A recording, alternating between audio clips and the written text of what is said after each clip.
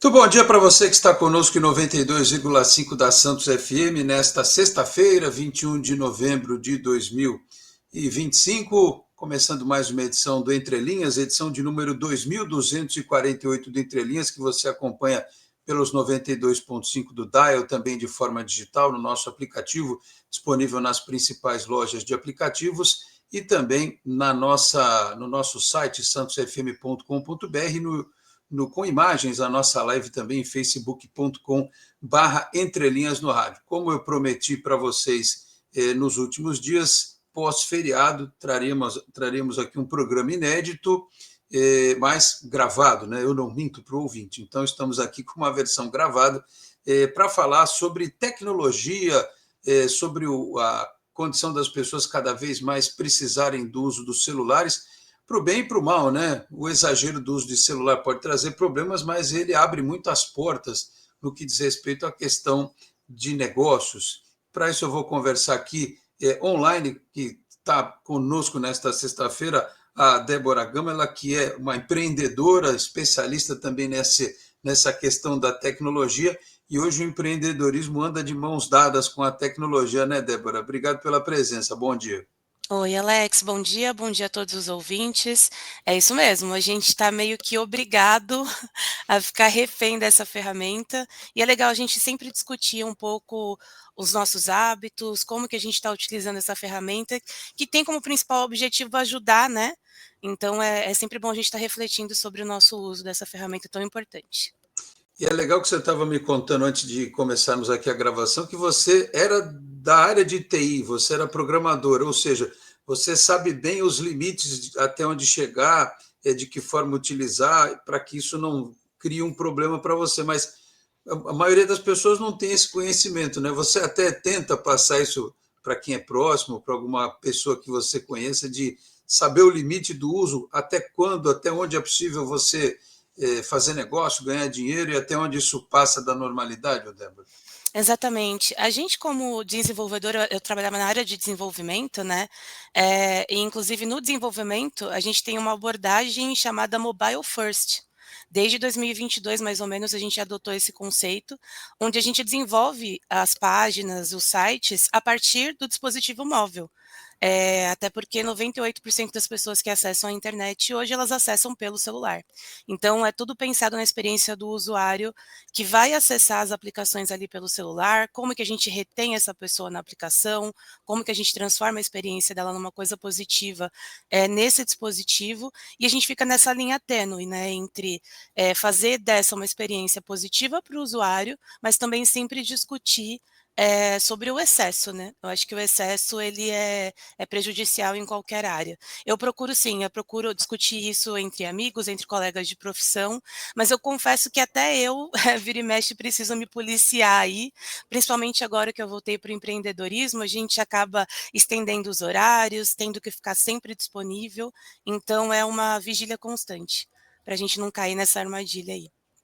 Quando você falou que as ações são voltadas para o mobile, né, para o celular, é interessante que, por exemplo, até essa própria plataforma que a gente está usando aqui agora, o StreamYard, para quem está vendo pelo vídeo, obviamente não para quem está vendo quem está ouvindo pelo rádio, ele acabou de oferecer uma versão, para quem tem a versão paga, né, você tem retrato e paisagem, ou seja, você pode transmitir tanto na vertical quanto na horizontal. E tem muita gente que produz conteúdo basicamente só nesse formato para o celular, o vídeo em pé, né? Que funciona mais, até o algoritmo diz que entrega mais. Isso tem a ver um pouco com essa questão, né? As redes sociais, elas parecem que têm um casamento mais adequado, digamos assim, com o celular, né, Débora? Tem tudo a ver, tem tudo a ver. A gente está começando a ouvir falar agora, não sei se você já acompanhou, Alex, até na criação de novelas verticais, que são, E enfim, curtas, né? isso, E isso. curtinhas, né? Exato, né, principalmente por causa ali daquele do TikTok e tudo mais, né. Então assim, o os hábitos eles vêm mudando constantemente, E eu não sei dizer muito bem se é a gente que se adapta ao que o mercado tecnológico oferece ou se é que a tecnologia que vai tentando se adaptar ao comportamento, né, das pessoas. Então, hoje a gente tem pessoas que têm uma urgência de consumir as coisas de maneira muito rápida, vídeos mais curtos, então você tem stories, você tem shorts no YouTube, você tem esses aplicativos de vídeos curtos, né? Então, a gente vai tendo que sempre se adaptar. A gente tem praticamente aplicativo para tudo no celular. E eu acho legal também a gente fazer uma ponte com relação ao nosso comportamento social. Acho que uma cultura de estar sempre disponível, de alta produtividade, de você estar sempre que tá entregando alguma coisa. E o ócio, ele vem sendo até um pouco repudiado, né? Então, a gente não se permite descansar ou não estar disponível. Então, o celular ele vem muito nisso, de a gente conseguir estar o dia inteiro disponível, seja num aplicativo de mensagem como o WhatsApp, seja numa rede social, e se a gente não está, a gente está consumindo. Então, acho que isso está muito relacionado, sim.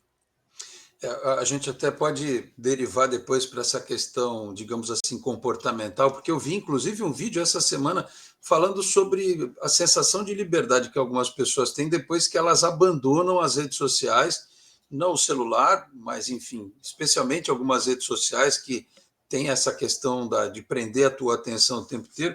E aí eu estava vendo aqui também recentemente sobre a tal do rolamento infinito, né, que é o Infinite Scroll, que até Isso. o cara que criou essa modalidade no Twitter, eu uso bastante o Twitter até por conta do meu trabalho junto ao futebol, Uhum. que você está vendo lá, daqui a pouco aparece para carregar, e você não sabe se carrega ou se você continua vendo aquilo, e aí daqui a pouco pede para carregar de novo, e quando você percebe, você está lá um tempão, sem quase que sair do lugar dentro do Twitter. As outras redes não sei se funcionam assim, mas em termos de estratégia de venda, isso não pode ser uma faca de dois gumes, ô Débora, porque ao mesmo tempo em que o cara joga você para cima, ó, o sistema joga você para cima, ao mesmo tempo quem vem antes, né, acaba não tendo o produto visto. É uma questão de estar no lugar certo na hora certa virtualmente, é isso?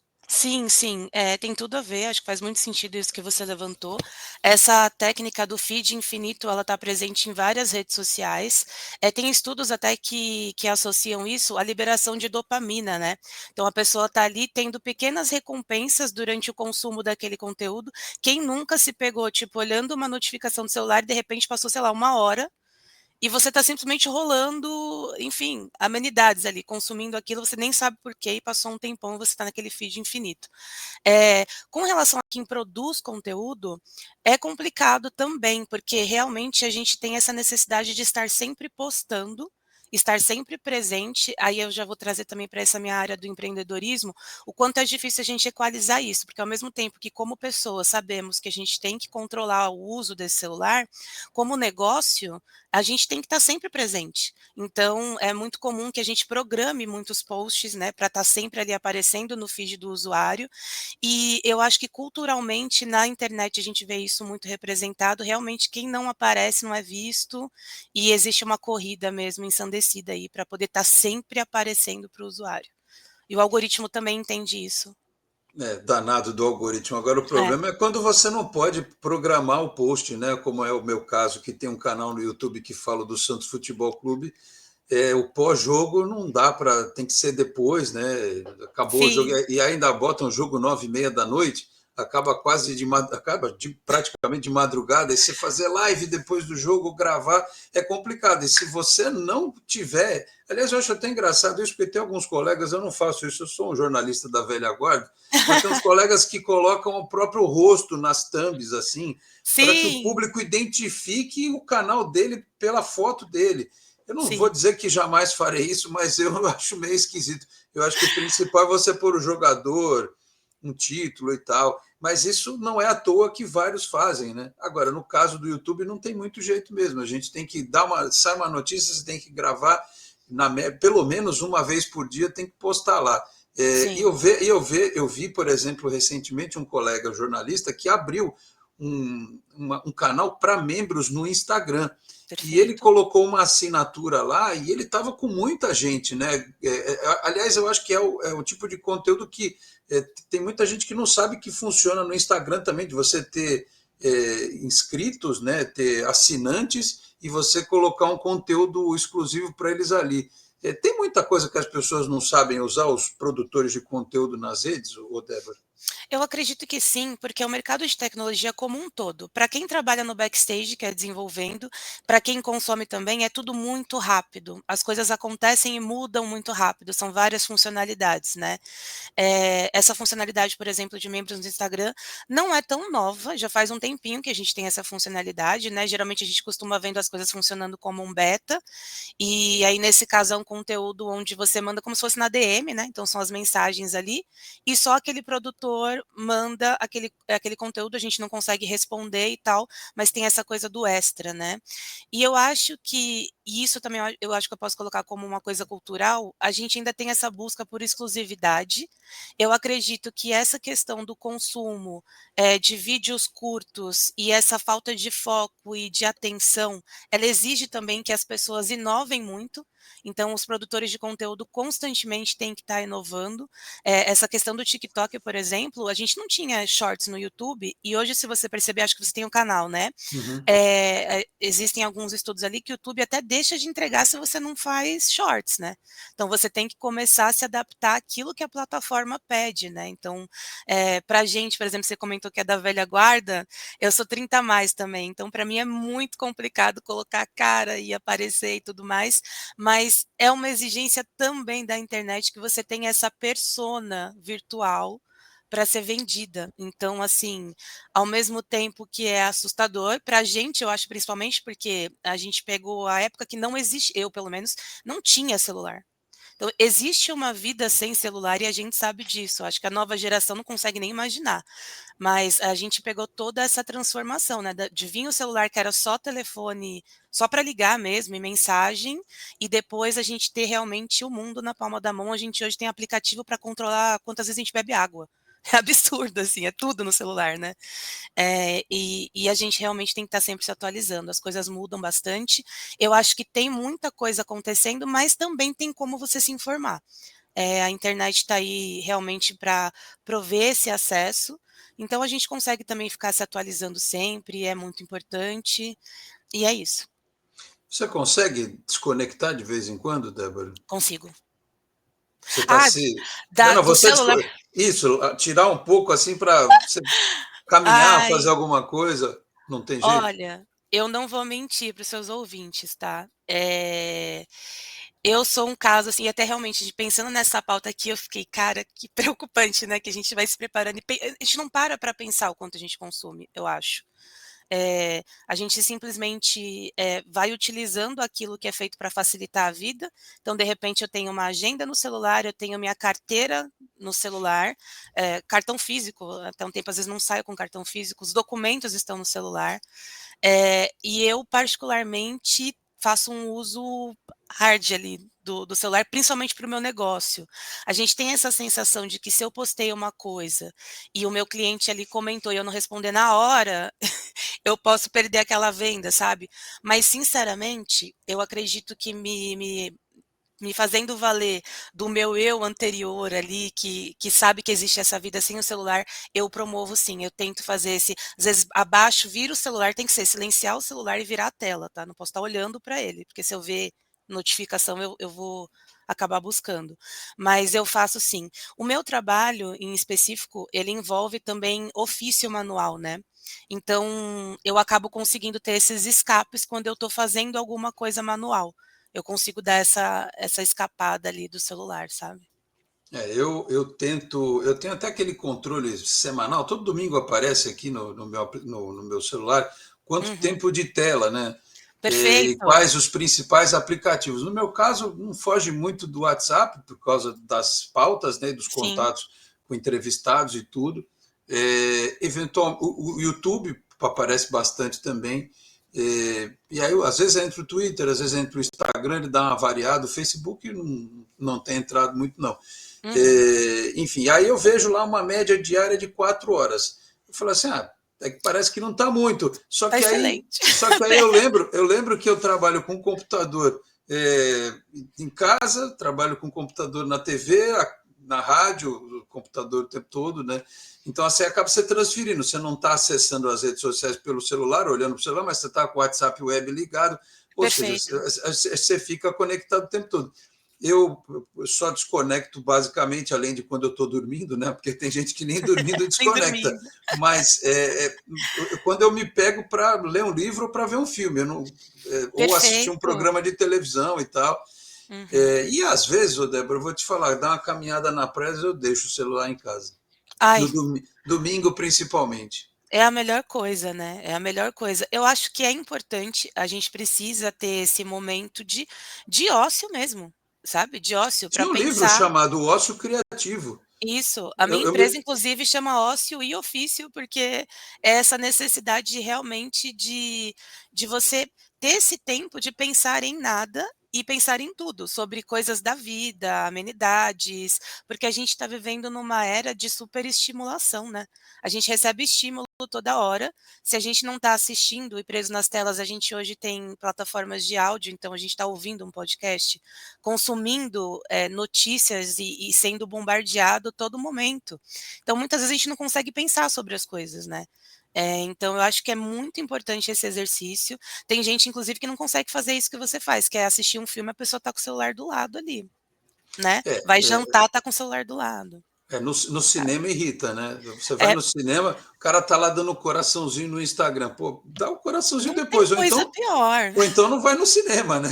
Não vai É, no cinema. E no futebol também, eu vou te falar que, eu até comentei isso esses dias, você vai no estádio, o cara está assistindo com a transmissão online para ver o replay, para olhar o sim. VAR, para comentar com os amigos que não estão no jogo. Como eu produzo conteúdo, eu tento não ficar com o celular na hora do jogo para não ter a minha opinião até contaminada. Eu Perfeito. posso até errar, né? Eu posso até avaliar, o fulano de tal jogou mal, e a Uhum. 90% das pessoas acharem que jogou bem. Mas eu prefiro eu errar com a minha visão do que mudar de opinião porque aquele grupo que eu acompanho Uhum. teve uma visão diferente. E eu acho que talvez isso se aplique em outros casos, né? Por exemplo, no consumo. Alguém vai dizer assim, um produto é uma porcaria. É como filme, né? O cara fala, o filme é horrível. Uhum. Aí você deixa de assistir porque alguém falou que o filme é horrível. Mas Perfeito. será que a tua interpretação vai ser a mesma? Isso vale para tudo, vale para um produto, vale até na política. Fulano é ruim, Beltrano é assim e tal. Mas vem cá, você foi estudar o histórico daquele cidadão para você dizer que ele é bom, que ele é ruim? Não sei. Sim. Isso, de certa forma, também baliza um pouco essa questão dos negócios, assim, de comportamento do público. A gente sabe que o algoritmo, né, agora com a Black Friday chegando, fala assim: aparece, clica lá no ar-condicionado, aí, pumba, aparece um monte. Geladeira, micro-ondas e tal. Para quem faz esse trabalho do empreendedorismo, é preciso ficar atento com isso também, Débora? A gente fica atento. É complicado, né, fazer esse jogo se for pensar, né, porque a gente acaba até achando que é um pouco vilão nesse sentido, porque o nosso trabalho, quando a gente trabalha com tráfego pago orgânico, com internet em si, o nosso trabalho é tentar pescar realmente aquele lead, transformar aquele lead em cliente de qualquer forma, né. Então a gente pesquisa interesses, existe um esquema também de postagem que você também vai dando essa questão de recompensas, isso é muito usado no marketing, né, questão de gestalt e tudo mais, então você vai entregando conteúdo, de maneira estratégica, em partes, pequenas recompensas para a pessoa voltar e consumir aquilo, enfim. Então, a gente como, produtor de conteúdo, eu vou colocar, ou como empreendedor que produz conteúdo para vender, a gente acaba sim utilizando essas ferramentas aí a nosso favor para tentar prender esse usuário de alguma forma. Eu vou voltar na história que você contou dos shorts, né? Sim, Dos vídeos curtos e tal. Tem até, já me falaram que tem umas novelas coreanas com capítulos de 3 minutos, né? tem, O cara assistir rapidinho, tem. e nesse formato de celular, em pé e tal. Isso. E eu cheguei a ter, aliás, eu até tenho, mas é que eu estou ausente porque agora eles só fazem reuniões com horário marcado e tal, tipo um gestor do YouTube, né? Do Uhum. Google. Mas eu não tenho conseguido participar, mas eu me lembro que em algumas oportunidades eu até tive, eles trocaram, né, essa pessoa que dava esse suporte para a gente, teve uma época que eu conversava com um rapaz brasileiro que estava em Portugal. E ele Uhum. falou assim: olha, o shorts ele não dá dinheiro, a não ser que você faça um short de 500 mil visualizações. Ele Sim, não dá dinheiro, mas ele fura a bolha. exato. Ele diz que ele fura a bolha e tem até um recurso lá para você linkar um vídeo seu maior para Uhum. trazer inscrito para o seu canal. Perfeito. Mas, assim, é claramente o que você falou, é uma resposta de uma plataforma mais antiga, que é o YouTube, que eu, inclusive, conheço jovem que até desinstalou, que não usa mais o YouTube, porque usa o TikTok, né? Sim. Para poder concorrer com esses outros gigantes aí do mercado. Assim, pelo que você vê de movimento, até vi recentemente que existe uma rede social brasileira em que eles tentam não ter essa coisa, né, de prender a pessoa, o algoritmo ser um pouco mais light, digamos assim. Você acha que no caminho que a gente está hoje, essas que estão estabelecidas, elas vão continuar muito fortes, elas vão se modificar com o tempo, se adaptar, como o YouTube fez em relação à concorrência por causa dos vídeos curtos? Ou você Uhum. acha que tem alguma coisa aí que possa vir e mudar tudo aí, alguém que possa romper esse monopólio que a gente tem hoje, Débora? Olha, na minha opinião, eh, eu acredito que o comportamento no geral da sociedade é como se fosse a moda, é muito cíclico.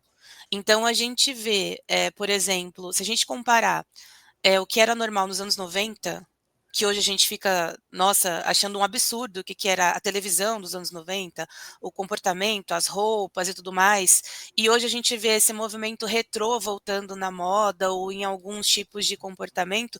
Eu acredito que a internet, a maneira como a gente se relaciona com a tecnologia, ela tende também a mudar. Eu acredito que precisa mudar, porque já existem estudos mostrando que psicologicamente a forma como a gente está usando as redes sociais, ela está sendo prejudicial, né. Existe aumento de ansiedade, depressão, então assim, e a gente já vê alguns movimentos, por exemplo, é comum você encontrar algumas páginas, e alguns grupos, algumas empresas até, que promovem encontros offline, que é para você justamente desconectar e você vai fazer, sei lá, uma cerâmica, você vai se reunir com as pessoas e só conversar. E é uma coisa absurda, né, porque é uma coisa que é comum, é tão simples de fazer, mas hoje a gente precisa estimular as pessoas a realmente voltar a socializar de maneira normal. Eu acho que a questão também do isolamento que a gente teve, né, ali durante a pandemia, influenciou muito também a maneira como a gente se relaciona socialmente falando, mas o modo como a gente consome as redes, eu acredito que está realmente interferindo em como que a gente interage como ser humano, sabe? As pessoas conversam menos, às vezes falam mais pela internet, pessoalmente não consegue ter esse contato, e eu acho que isso precisa mudar. Eu acredito que em algum momento, não sei se eu vou ver isso, se a gente vai chegar a ver isso logo, ou se a gente vai estar velhinho quando isso acontecer e falar: "Olha, voltou e tal", mas eu acredito que precisa mudar. Não é saudável o que está acontecendo, eu acho que é uma ferramenta que é para facilitar a nossa vida, mas eu acho que como outros adventos aí, a gente tem que tomar cuidado como usa e a gente está levando para um caminho onde a gente está sendo sequestrado e vira refém dessa ferramenta. E eu acho que isso vai acabar mudando, sim, eventualmente, porque precisa mudar, as pessoas estão ficando doentes mesmo. Você sabe que eu tive um amigo que faleceu, e eu não o conheci. Olha. Eu fazia lives com ele naquele Tinin Chat, que tinha Uhum, lá no comecinho do Twitter, e era difícil, porque a internet era ruim. Às vezes eu, por exemplo, só conseguia entrar com áudio, não conseguia entrar com vídeo.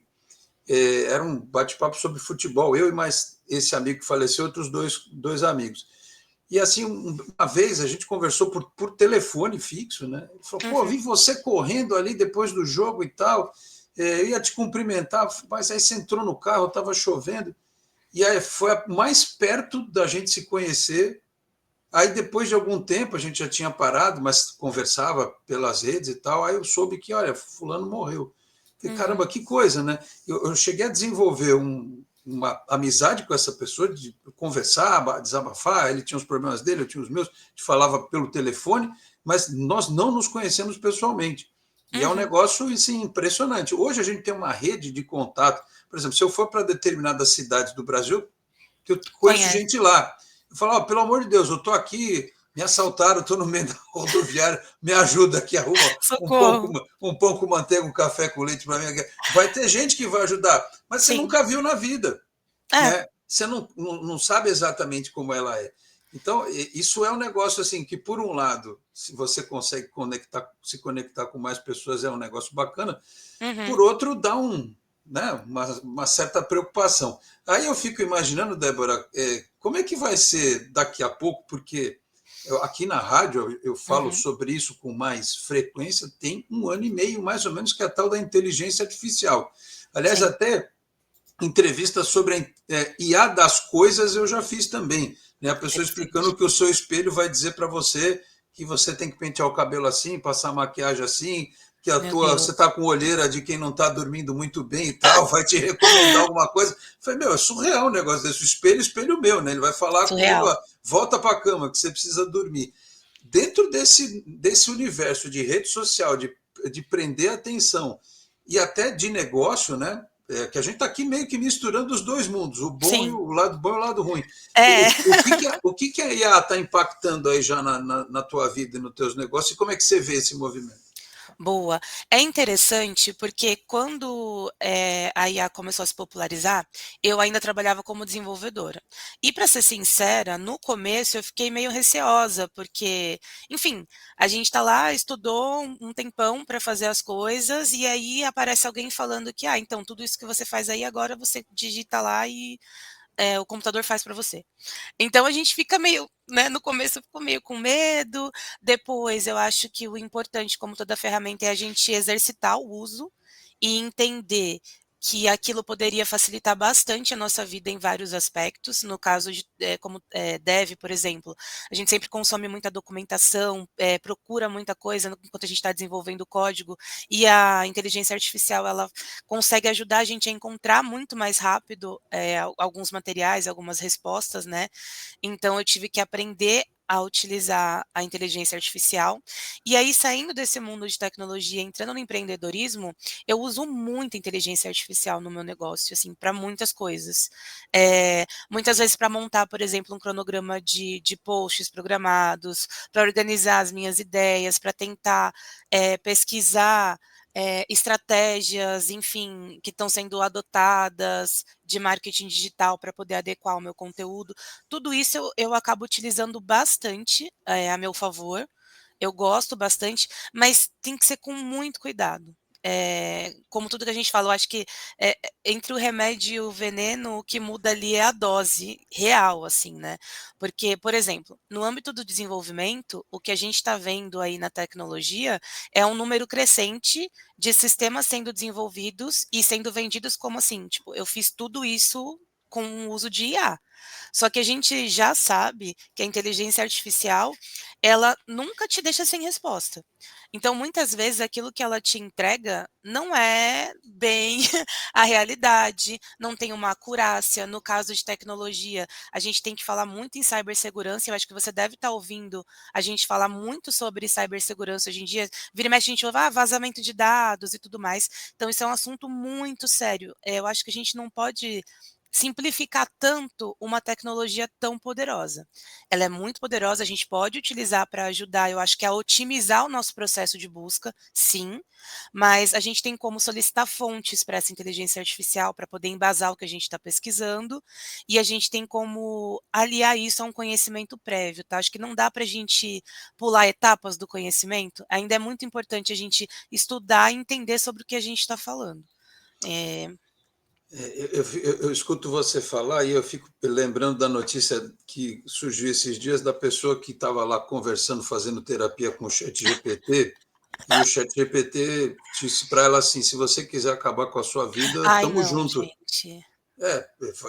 Basicamente ela falou isso: eu estou com você se você resolver fazer Olha, isso. olha, Isso assim. Aí, como é que a gente vai fazer? Os conselhos de psicologia vão falar com a OpenAI para não ela não responda a isso, é um trabalho de conscientização, de educação, né?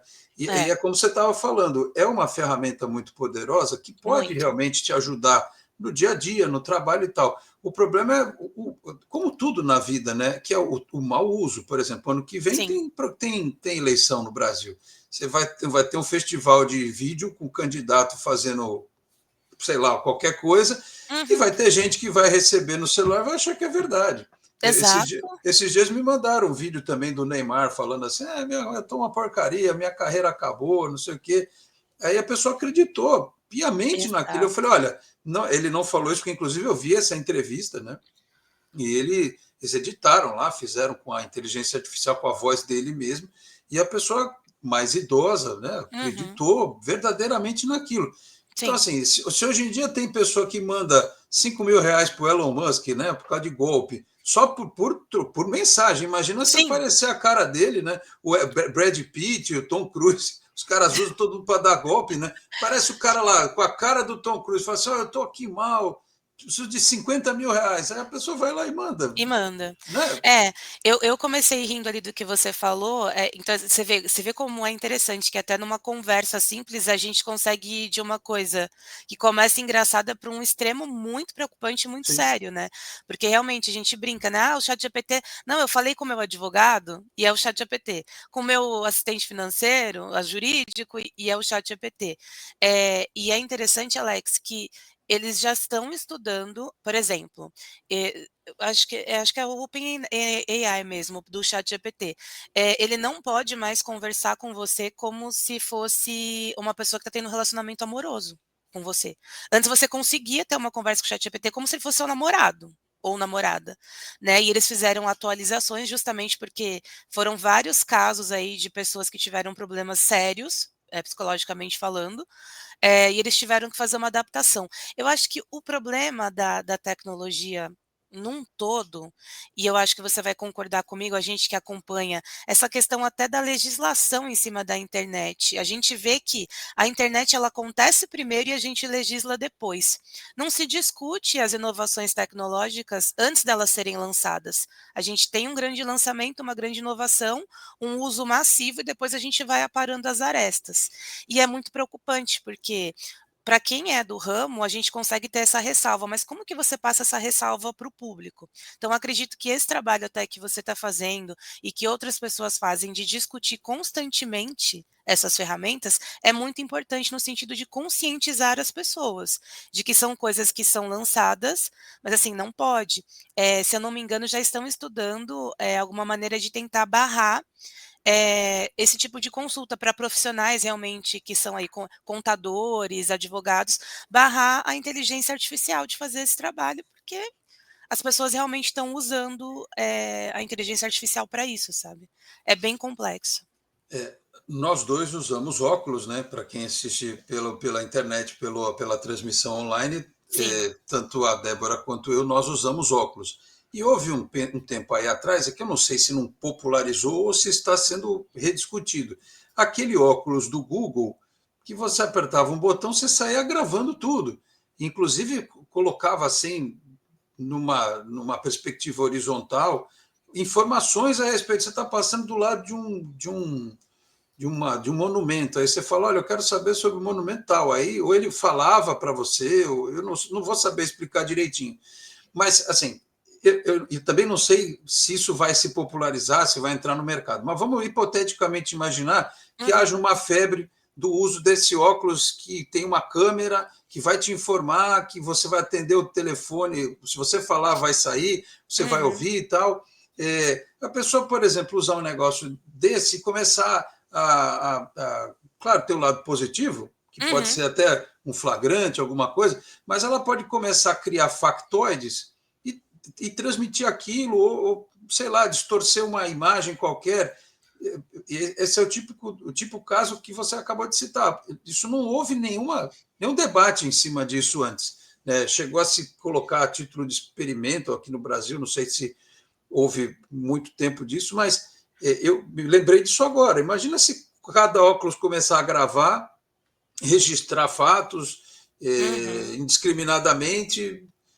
Por exemplo, no caso de um assédio moral, uhum. né, no assédio sexual, digamos assim, uma importunação sexual, o cara transmitiu ao vivo pelo óculos, já botou o rosto de uma mulher, o corpo dela online automaticamente. Quem que discutiu isso Exatamente. até agora, né, Débora? Exatamente. E eu sinto lhe dizer que não só existe esse óculos ainda, se eu não me engano, a Meta tem como uma grande marca aí de óculos para deixar isso bonito ainda, se associou, e a gente tem grandes celebridades divulgando, assim, internacionalmente principalmente. Então existe. Então você já vê a pessoa postando um story ali que foi feito com aquele óculos, né. Então, Mas não mais tem uma muito no vez, Brasil, não, né? eu acho que aqui não ainda, mas olha, não sei, acredito que se popularize logo, tá. Justamente porque o que eu tenho visto sempre é esse delay, né, em relação ao que é lançado e a lei sempre tentando correr atrás de estruturar e aparar o que pode ser danoso ali. Quando você vai ver, geralmente um grande malefício já foi feito, né. Como a gente teve com a lei Carolina Dickmann, por exemplo, né, que tornou ali crime a divulgação sem consentimento de fotos, enfim, íntimas, né. A gente não tinha como tipificar esse tipo de crime, divulgar fotos íntimas de uma pessoa sem consentimento dela na internet. Então, assim, já faz muito tempo, mas se a gente coloca as coisas numa perspectiva um pouco mais, gigante, se a gente olha o quadro maior, isso foi ontem. As coisas acontecem na tecnologia numa velocidade que a gente não consegue acompanhar, né. Bom, a gente está conversando nessa edição do Entre Linhas, que já está caminhando para o finalzinho, porque o papo está bom e a gente já está aqui há mais de meia hora conversando com a Débora Gama, ela que é especialista em tecnologia, empreendedora. E eu vou fazer uma pergunta que eu acho que eu sei a resposta, mas eu preciso perguntar. Você Ai, assistiu Black Mirror? amo e morro de medo. Pois é. A história do cachorro robô já tem na Guarda Ai, Municipal de São Paulo, já tem eventos do gente, cachorro robô. quando eu vi aquele cachorro de verdade, eu juro por Deus, eu fiquei morrendo de medo. Pois Sim, é. sim.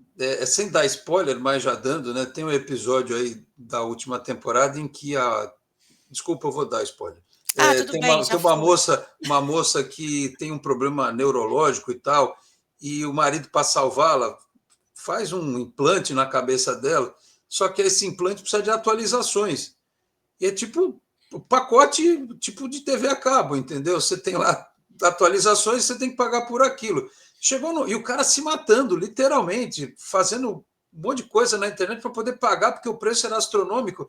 Chegou num ponto em que a mulher era professora e no meio da aula ela começava a falar uma propaganda, porque era a versão com anúncios, que era mais barata, a versão com publicidade. Do mesmo jeito que você tem no Spotify, que você tem na Disney, nos streamings, né, que você tem versões com propaganda. A mulher, para ficar viva, tinha que ter essa atualização nesse implante no cérebro, Uhum, e aí ela começava a falar uma propaganda qualquer. Cara, assim, exatamente. aquilo eu imagino que seja realmente algo absurdo, mas se o cachorro robô danado já está por aí, né? O que dirá? O que esses caras podem inventar? Porque muito se fala desses implantes, né? Sim. Implantes da questão neurológica e tal, mas se o cara implanta um negócio, ele tem que fazer uma atualização, não vai ficar tirando o implante toda hora, ele vai Uhum, provavelmente fazer uma atualização online nisso. E sim, onde é que está o limite ético de uma atualização online que você pode mexer com o pensamento da pessoa? Isso é um exato. negócio que, como você falou, ou tem legislação em cima disso e muito firme, porque o Uhum. lobby, o lobby E também é muito prévia, né? grande. A gente tem que É, começar a se antecipar a esse tipo de lançamento, né. Eu acho que isso que é o mais preocupante, porque a arte como um todo, você comentou aí do Black Mirror, a gente tem alguns filmes também que abordam sempre essa questão, tecnológica ali, a gente olha para aquilo com uma distância, assim, e aí vai passando tempo, você vê que aquilo está acontecendo, ela põe uma lupa numa sociedade que já existe, né. Então se a gente for colocar, por exemplo, essa situação que você falou, de uma pessoa se submetendo a alguma coisa vexatória para conseguir dinheiro na internet. A gente já tem isso em muitos níveis na nossa sociedade como uma coisa normalizada, seja para ser um meme, para a gente, enfim, rir de uma situação de uma pessoa que está passando por um problema financeiro, alguma condição física, a gente já normalizou isso, isso já existe, isso está sendo monetizado, né? Essa questão que você colocou dos pacotes, enfim, a gente hoje adquire um serviço, dá um mês, essa pessoa fez um upgrade, você já virou o simples daquele serviço já não existe, na minha opinião, já não existe muita ética nisso, né. Então, como eu disse, a gente vive num sistema e numa lógica de mercado onde tudo é produto de fato e a gente vive nisso e não tem como fugir. Agora nós como consumidores, eu acho que a gente também precisa, criticar um pouco mais o que a gente está consumindo, e eu acho que consumir com um pouco mais de calma. Espera um pouco, acabou de lançar o óculos com vídeo, cara, vamos esperar para ver o que que vai ser isso, porque, as pessoas realmente saem fazendo uso ali, até você falou dessa questão de, o que que a pessoa pode fazer eticamente com os pensamentos de alguém, e a gente coloca isso na série como um implante. Mas o que são os nossos dados, o que a gente já escreve e registra hoje na internet, se não os nossos pensamentos ali relatados? A gente tem os nossos gostos, enfim, relacionados a produtos, cinema, comportamento, pessoas, físico, tudo. E hoje a gente sabe que os dados são as coisas mais valiosas que existem no mercado e que já são utilizados. Acho que quantas vezes a gente começou a conversar, sei lá, falou: "Ah, a gente está falando de óculos aqui. Ai, meu óculos, isso e aquilo", e depois dá 5 minutos, você abre o YouTube lá e tem uma propaganda de uma ótica. Até onde isso é ético, né? Como que isso está sendo consumido? Porque a gente quer utilizar as ferramentas tecnológicas, mas a gente não lê as letrinhas miúdas, né? Onde a gente está dando consentimento para que as empresas façam o que bem entender daquilo que a gente deposita nos formulários que a gente preenche, enfim, no rastreio que eles fazem ali do que a gente fica assistindo, do que a gente está consumindo nas redes sociais, né? Então, eu acho que isso já está sendo utilizado e a arte ela só coloca essa lupa para a gente achar absurdo, mas é legal para a gente pensar assim, em nível menor, como que isso já está acontecendo, né? Não podemos chegar no ponto do Elysium, né, que é o filme lá do Wagner Moura, Por favor. e que as pessoas com muito dinheiro estão no espaço, numa estação espacial, que tem até uma cama que o cara deita, tá com câncer, saiu de lá curado. E na Terra, destruída, com o meio ambiente todo devastado, né, só pilhas de lixo, as pessoas se matando para sobreviver ou para tentar invadir essa estação. É um bom filme, o Elysium, né? É o Matt Sim, Damon também que tem no filme lá maravilhoso, junto muito com bom mesmo. assim, parece absurdo hoje, né? Mas lá em 66 no Star Trek, muita coisa que era o sequenciador de comida que eles tinham lá, o replicador, né? Hoje Uhum, já se fala nisso, em você exato. pegar o DNA do boi e você colocar tipo numa impressora 3D, ele vai fabricar um bife para você com o mesmo gosto, a mesma textura, e você não vai matar um boi sequer, entendeu? Então esse É, tipo de coisa já é discutido. Aliás, Débora, os jovens hoje eu vejo talvez seja algo geracional, porque, por exemplo, o Facebook, ele é uma rede que eu já não tenho tanta aderência e conheço sim, muita gente que não tem mais, mas sim. ele tem um público cativo, especialmente entre as pessoas mais velhas. Eu conheço jovem de 16, 17, 18, 20 anos, estagiário que eu trabalho, eles nem mexem no Facebook. Uhum, Eles não têm a menor ideia do que seja, não querem sim. conta. Alguém se abriu uma conta para eles, eles não olham. E eu vejo que alguns também, até pelo Instagram, usam para ver, para seguir o que gostam, mas não postam nada. É o que eles chamam de grid zero. Né? Ou Exato. seja, ele tem todos os interesses dele, mas ele não se expõe ali, né? Ele Uhum. não posta nada e tal. Você acha que isso pode ser uma tendência geracional? Já que a gente está discutindo isso, deixa o celular em casa, desconecta um pouco e tal. Você acha que daqui a 10, 15 anos, a despeito de tudo que a IA vai trazer para a gente, vai ter gente que vai se expor menos e ser menos afetada pela internet? O que você imagina? Eu acho que eu vejo um movimento bem grande das pessoas que é o que o pessoal chama de low profile, né. Então é a pessoa que posta pouco, se expõe pouco e tudo mais. Como eu disse anteriormente, eu acredito que sim, porque eu acho que a questão do comportamento ele é sempre cíclico, então eu acho que as coisas elas tendem a ter um excesso, aquela linha ela vai subir, ela vai chegar a estressar ao máximo, e a tendência daquilo depois é cair. né. O Facebook realmente tem essa sua percepção é correta, acho que são pessoas mais velhas que utilizam, até agora vestindo de novo a carapuça de empreendedora, pra gente que faz negócio, a gente tem até que entender isso, quem é o nosso público e onde que a gente vai divulgar. Por exemplo, pra minha empresa, que é um público ali de 25 a 35, 40 anos, não adianta eu colocar no Facebook, eles vão consumir no Instagram. E no TikTok, eu só vou pegar os jovenzinhos, para mim também não é tão interessante postar tudo ali. Então, a gente também já consegue separar em grupos sociais por redes, né, como que isso é consumido. Mas eu acredito sim que vai ter esse movimento de preservação, porque a gente está cada vez mais discutindo essa importância. Eu acredito inclusive que se o mercado não começar a dialogar mais com o público antes de fazer as coisas, essa tendência vai ser cada vez maior. Existem muitas pessoas, por exemplo, que já não deixam, não sei se você sabe, no YouTube você pode desativar, por exemplo, o seu histórico. Então, você entra lá no YouTube e você percebe que você consome as coisas e ele fica te indicando conteúdos parecidos, né. É como se fosse uma base de informação para o algoritmo te mandar mais coisa, né? Exato. Eu convivo com uma pessoa que é 10 anos mais jovem que eu, por exemplo, que o histórico dela é desativado em tudo.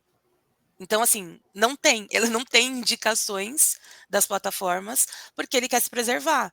Então, preserva-se dados, as pessoas estão um pouco mais receosas, né? Algumas pessoas estão um pouco mais receosas com isso. Então, acho que quanto mais a gente debater, e se a gente não sentir uma resposta de volta do mercado para mostrar que está ouvindo essa nossa preocupação, eu acho que em algum momento as pessoas vão se retrair, vão se proteger um pouco mais, e é necessário. Muito bem, depois vou pedir para você me mandar no WhatsApp o caminho para fazer essa Vou desativação, te ensinar a sumir. esse histórico do YouTube aí, porque olha, outro dia eu fui ver nessa brincadeira de ver coisa na IA, né?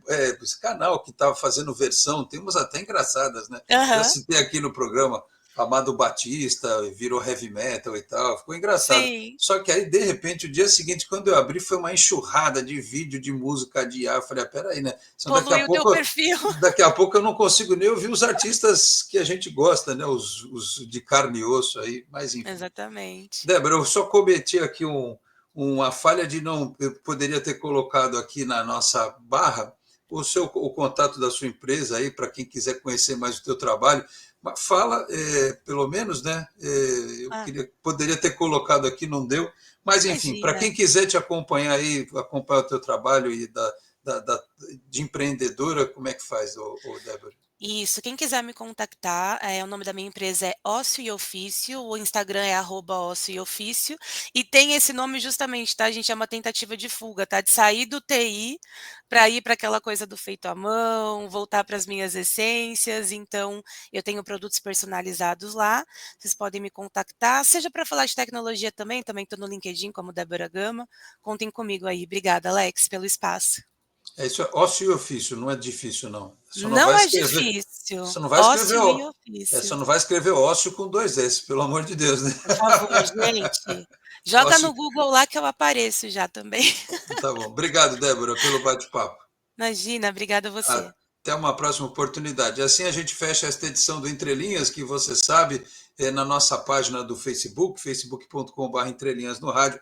Assim que o programa termina, esta live ficou salva e se você tiver perdido a edição ao vivo no rádio, pode ir lá no Facebook assistir mais tarde, se assim o quiser. Da mesma forma, com o compartilhamento do link deste vídeo com o Boc News, que é parceiro do Entre Linhas. Fique atento por aqui, a informação não para. Logo mais 11 da manhã tem mais uma edição do Santos News com a Ruth Guzmão.